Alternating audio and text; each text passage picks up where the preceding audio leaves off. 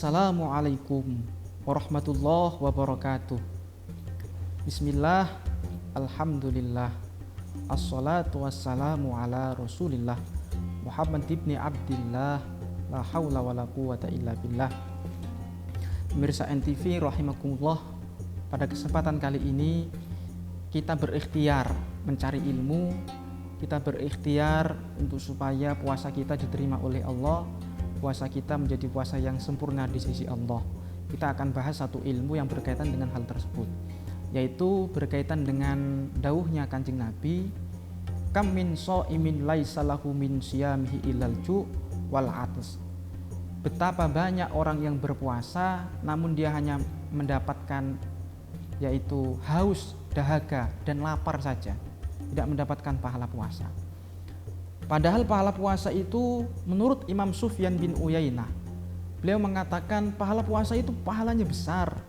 Sampai-sampai nanti ketika amal-amal seseorang itu, ada orang dolim kepada orang lain, itu nanti pahala dia itu diambil oleh orang yang didolimi itu. Dia punya ibadah umroh, punya ibadah sholat sunnah, punya ibadah sedekah, punya ibadah ini, banyak itu. Ternyata dia senang dolim kepada orang lain, memfitnah orang lain, berbuat buruk kepada orang lain. Nanti di akhirat ibadah-ibadahnya ini akan dia kasihkan kepada orang yang dia dolimi, kalau dia tidak minta maaf.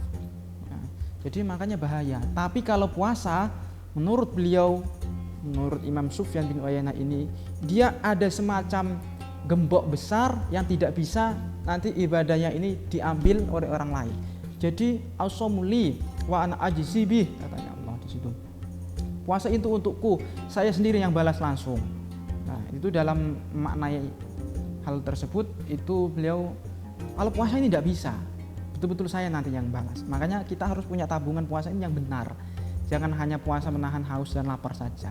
Lah, Kanjeng Nabi dawuh, khamsun yuftirna shaim, al-kadzib wan namimah. Nah, kemudian wal seperti itu lagi, apalagi yaitu al-yamin, nah, al-kadzibah, nador bisyahwah. Nah, itu ada 5. Terus kemudian ulama nambahi lagi di situ 6. Ya. Ada 6 yang di situ membatalkan pahala puasa. Apa saja itu? Yaitu yang pertama yaitu berbohong. Al-ghibah, yang pertama al-ghibah dulu. Al-ghibah wal kadzib. Ya, pertama yaitu berbohong. Yang berbohong. Jadi berbohong ini ya tidak sesuai kenyataan, kecuali kalau memang berbohongnya itu ada maksud lah. Ada maksud itu maksudnya ya karena mungkin dia ada seorang yang mau menjahati, kemudian dia ada orang itu saya mau bunuh dia, dibohong tidak apa-apa. Tapi kalau bohong-bohong seperti biasa itu jangan. Di bulan puasa orang berbohong pahala puasanya habis. Tapi nanti habis lebaran dia tidak wajib qadha. Kenapa? Karena ini membatalkan pahala puasa, bukan puasanya. Kemudian setelah itu ghibah, zikru akhaka bima yakrah, menyebutkan kejelekan orang lain. Wah, dia itu punya utang lari tidak dibayar. Wah, dia itu apa itu, puasa-puasa maksiat gendaan apa itu. Wah, dia tapi kan benar kata dia. Ya memang benar, namanya ghibah itu benar. Kalau salah fitnah namanya. Nah, seperti itu. Ghibah puasa-puasa ghibah, maka dia pahala puasanya habis. Nah, kemudian sumpah palsu. Ya, sumpah palsu. Kemudian fitnah, ya, fitnah. Kemudian nador bisyahwat, ya. Walau bihalal, walaupun dengan orang yang halal.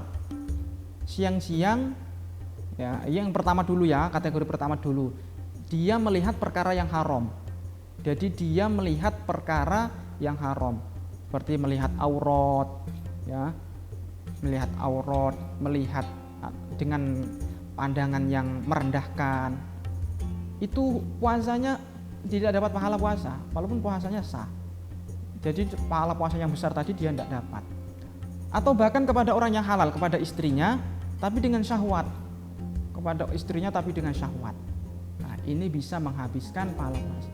Bahkan di dalam madhab Sayyidah Aisyah, Imam Ahmad bin Hambal, itu beliau mengatakan orang yang melakukan hal ini di dalam puasa itu tidak hanya pahala puasanya batal, tapi puasanya batal, artinya nanti wajib qadha. Seperti itu.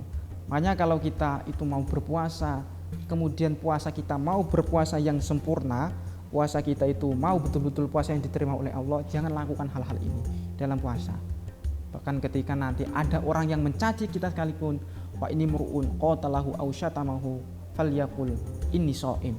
Bahkan kalau ada orang emosi tiba-tiba mencaci maki kita, menuduh kita, memfitnah kita, marahi kita, kita katakan saja saya berpuasa. Bisa dikatakan dengan lisan, saya berpuasa. Kula poso, tiba-tiba ada orang kula poso. Saya puasa, Dik. Makanya kepada istrinya, saya puasa, Dik. Hatinya juga mengatakan. Kalau puasa wajib dikatakan dengan lisan, hatinya juga. Kalau puasa sunnah katakan dengan hati saja, karena dikhawatirkan ada timbul riya. Ya, jadi seperti itu. Nah, semoga kita bisa menghindari di mana dosa-dosa ini di dalam berpuasa Ramadan ataupun puasa-puasa yang lain, sehingga puasa kita diterima oleh Allah Subhanahu wa taala.